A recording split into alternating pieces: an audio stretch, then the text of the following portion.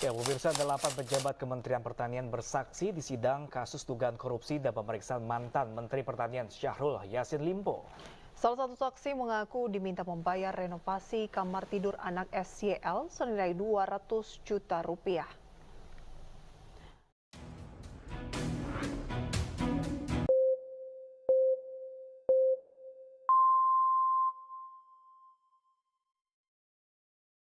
Halo semuanya, kembali lagi di Ngobrol Pintar. Kali ini kita akan membahas mengenai hal yang selalu akan menjadi hot news dan bakal jadi pembincangan dari dulu sampai sekarang tuh masih ada nih.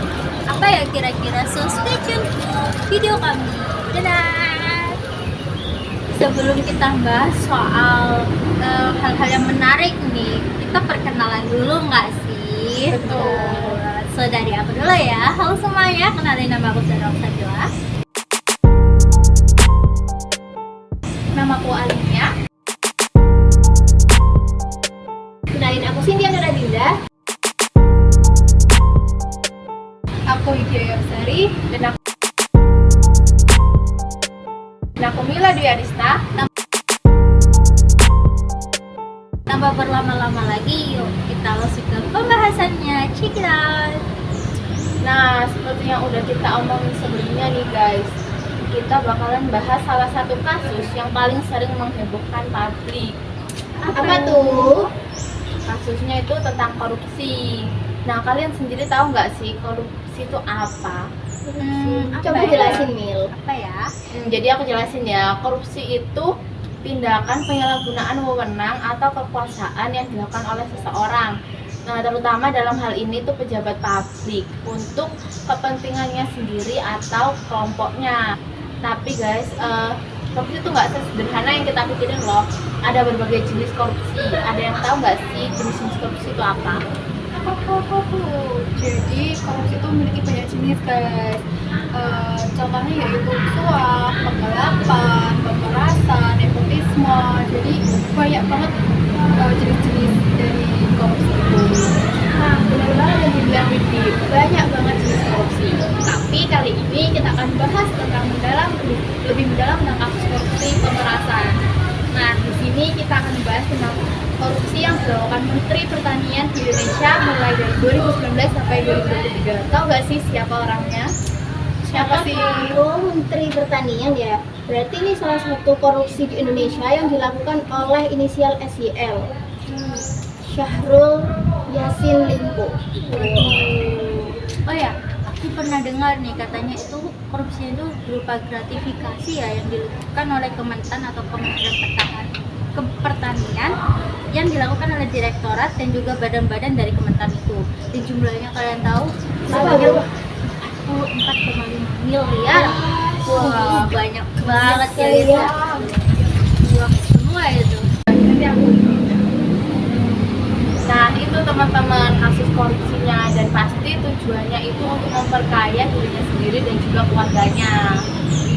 Oh, dan ternyata kasusnya itu juga mendapatkan pengakuan dari pejabat kementerian nih. Jadi mereka itu dipaksa untuk menyetorkan dana, dan jika tidak menyetorkan dana maka akan diminta mengundurkan diri. Malah Ada banget sampai pengancaman seperti itu ya guys.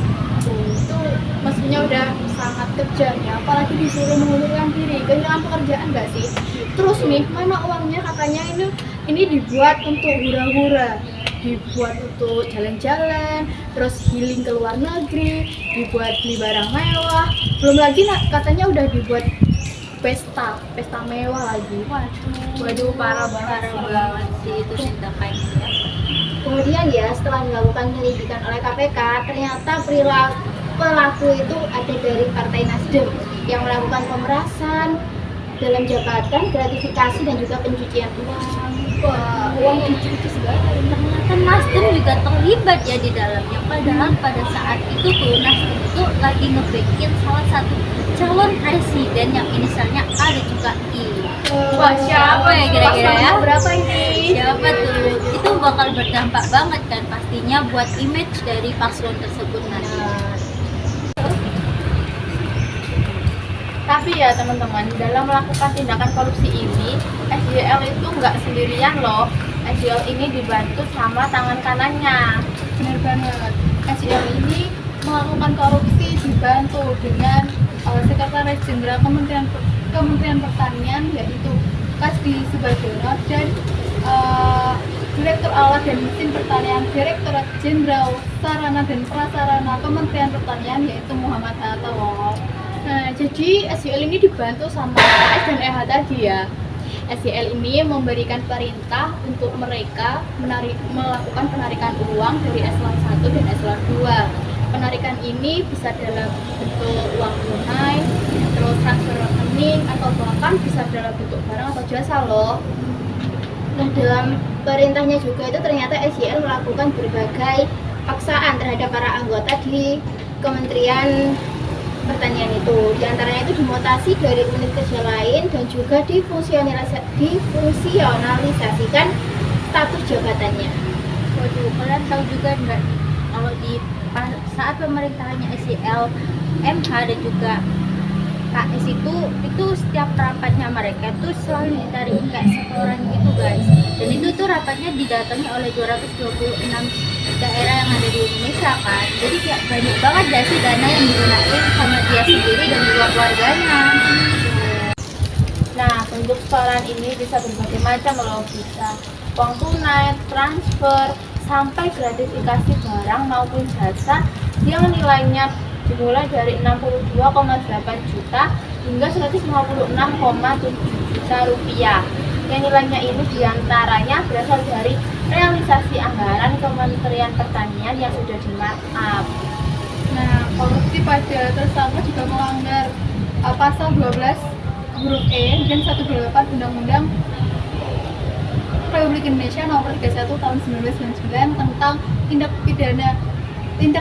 tentang pemberantasan tindak pidana korupsi yang telah diubah dengan Undang-Undang Republik Indonesia Nomor 20 Tahun 2001. Nah, oke, kita kan udah bahas tentang kasus ini nih. Gimana kalau kita kaitkan kasus ini dengan teori kasus penyelesaian? Nah, dengan teori ini ada di matkul etika administrasi publik yang kita join semester ini loh. Boleh banget. Jadi jika dikaitkan dengan matkul etika administrasi publik, teori yang ada tindakannya ini dilakukan termasuk salah dan tidak sesuai dengan teori moralitas yang dikemukakan oleh Kohlberg, serta teori moralitas terdapat teori deontologi yang dikemukakan oleh Immanuel Kant. Kalian tahu nggak sih kalau dalam teori yang moralitas itu ada beberapa tahap. Yang salah satunya ialah tingkat pro azas, dan dimana dalam orientasinya itu kepada hukum dan juga ketaatan, dan itu kan tidak termasuk dalam hal yang dilakukan SJL kan. Terus kalau dari deontologi itu yang merupakan tindakan yang sangat merugikan masyarakat dan tindakan transparansi, sedangkan SJL sendiri itu melakukannya tidak transparan dan pasti merugikan dalam uangnya masyarakat diambil sama dirinya sendiri kan. Tindakan korupsi ini juga masuk ke dalam teori utilitarianisme, etika keadilan, etika hak, dan juga etika keutamaan. Oke, yang pertama itu utilitarianisme, yang merupakan tindakan korupsi yang dianggap tidak etis karena merugikan seluruh masyarakat secara keseluruhan. Oke, yang kedua etika keadilan. Jelas dong ya, korupsi ini melanggar prinsip ini, gimana enggak? Dalam hal ini, korupsi menguntungkan satu pihak dan merugikan pihak lain. Yang ketiga yaitu etika hak. Korupsi ini dapat melanggar hak-hak masyarakat karena pada dasarnya pelayanan publik yang baik itu adalah pelayanan publik yang bebas dari korupsi.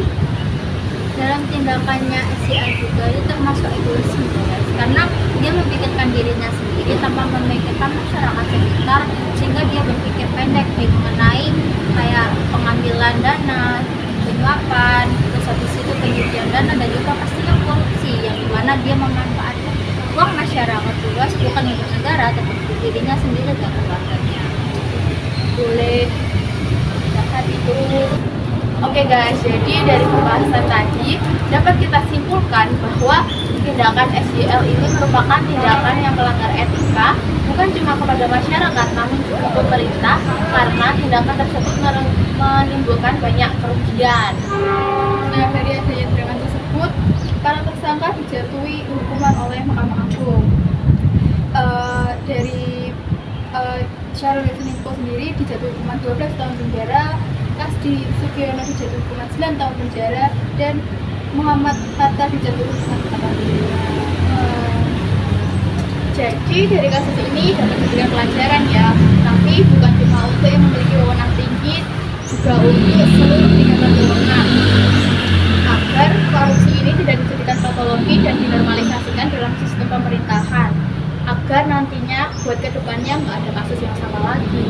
Iya betul. Karena kalau kedepannya makin banyak kasus kan juga kita juga makin rugi ya. Iya, Jadi untuk kalian semua itu tolong jaga agar tidak melakukan korupsi meskipun dari hal yang terkecil. Betul banget. So, sekian dari video kita. Kalau misalnya kalian ada pertanyaan atau pengen diskusi nih, bisa chat aja di kolom komentar nih. Ya, misal tanya tentang kasus baru atau kasih pertanyaan di kita buat jadi bahan introspeksi, boleh banget ya komen. Jadi sekian aja podcast kita hari ini. So, sampai ketemu di podcast selanjutnya. See ya. Goodbye.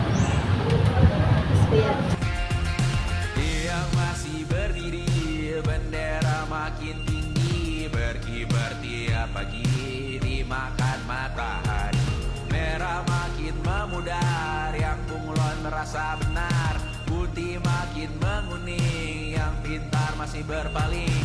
Ditinggal beasiswa, tenang kawan tak apa, bertahan buat apa, belum ada artinya, masih dipeluk setan, alergi peradaban, alergi kemajuan, mendorong kemunduran. Mimpi di esok hari, adakah yang cukup mampu mewakilkan suara kami? Jelas tak ada yang tahu, ada yang cukup peduli, umat yang dikelabui, melupakan masa lalu. Namun kami belum tentu. Menteri kerusuhan lagi, erkor perang nuklir lagi.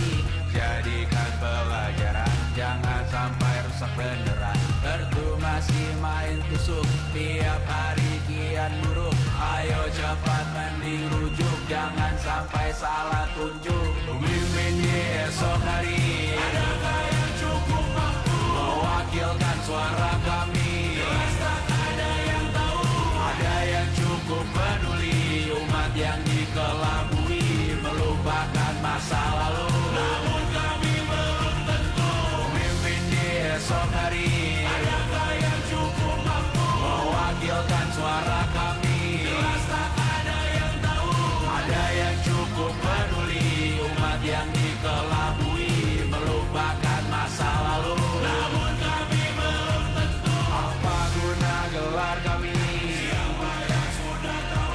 Jadi apa tua nanti? Kami belum tahu. Tumblr, Reddit, di blog lagi. Siapa bilang situs biru? Untuk apa terkoneksi? Jika masih mati lampu, cukup dikasih hati. Masih dikata baru, pura-pura bersih lagi. Jelas-jelas tangan besi, masih sembah Tuhan tiap minggu, tapi masih lempar batu. Dan Banten sebagai pemuda. Kota Kupang, Kota Balikpapan, sungguh indah dan menawan. Katanya pejuang dan pahlawan, dengan tuntutan nangis sesungguhnya. Izinkanlah kami kembali menutup dengan sebuah pantun. Jalan-jalan ke Kota Balikpapan, jangan lupa selfie di bandara Indah. Janganlah mengaku pahlawan jika engkau masih suka hiburan. Jalan-jalan ke Tanjung Pinang, jangan lupa membeli udara. Janganlah mengaku seorang pejuang jika